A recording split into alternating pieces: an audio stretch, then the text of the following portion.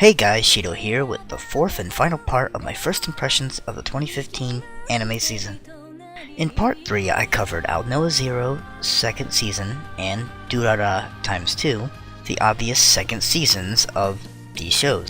If you watched season 1, you'll most likely be watching season 2. If you didn't watch season 1, now is not the time to watch these shows. I also watched Kofuku Graffiti, and also a fun and surprisingly entertaining show about 4 girls sent about a divided Japan to mediate battles. The show is called The Rolling Girls. In this episode, I'm covering the remaining shows of this season, except for one. As of this video recording, Hisoka hasn't come out yet, and it'll be about 11 days or so it won't make it into this series. Hopefully, if the show is any good, it'll make it into my top 5 of the season at the end of this current winter season. Saiken Tsukai no World Break is yet another action, romance, harem type show where the show takes place in a school. This is a private high school that involves the concept of saviors. These are people who possess memories of their past lives. The school has 2 types of people. The saviors, who fight enemies with weapons and abilities from their own bodies. The other type is called Kuroma. They wipe out enemies with their magic. It's another fairly average action harem show. It's starting to feel like if you've seen one, you've seen them all. The animation's alright, but it's not that great. Honestly, I'd say watch Absolute Duo over this, since they essentially feel very similar, and I at least enjoyed Absolute Duo a little more. The next show is Sengoku Muso, a historical action show. It's basically another Sengoku Basara. Toyotomi Hideyoshi is on the verge of unifying the realm.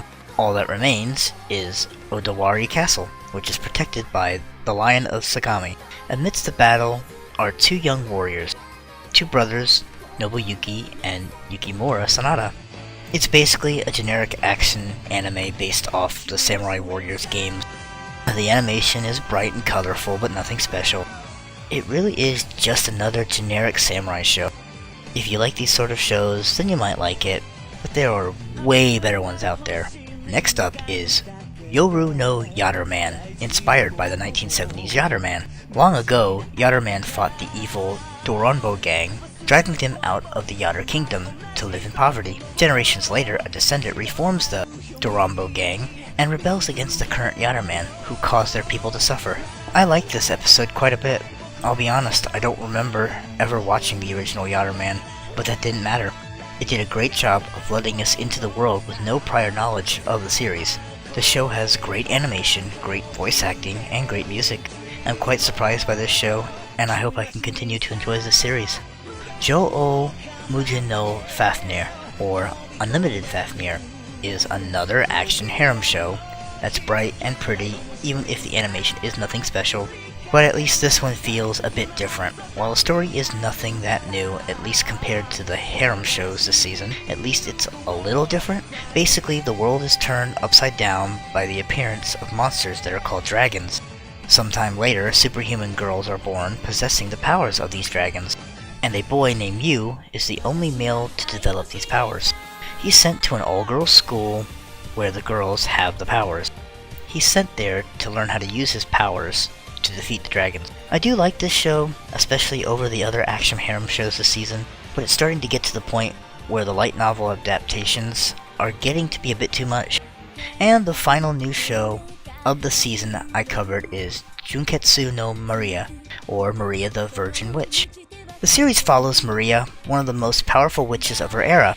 She intervenes between warring nations by using her familiars to manipulate the opposing factions, all for the sake of maintaining the peace. After a confrontation with the Archangel Michael, he decides that Maria will lose her magical powers if she loses her virginity, and forbids her from using her magic publicly. Now I might just found my gem for this season. What a great first episode. Despite the terrible show title, it at least makes sense with the show, and what I thought the show would be and what it is entirely different.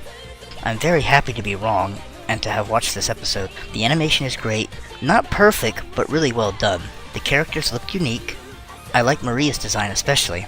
I hope the show continues to impress. If it does, it'll be a sure hit with me at the very least. It took several shows, but I'm finally starting to feel a bit better about this season. And with that, that is going to conclude my first impressions of the winter 2015 anime season. Thanks so much for watching. See ya!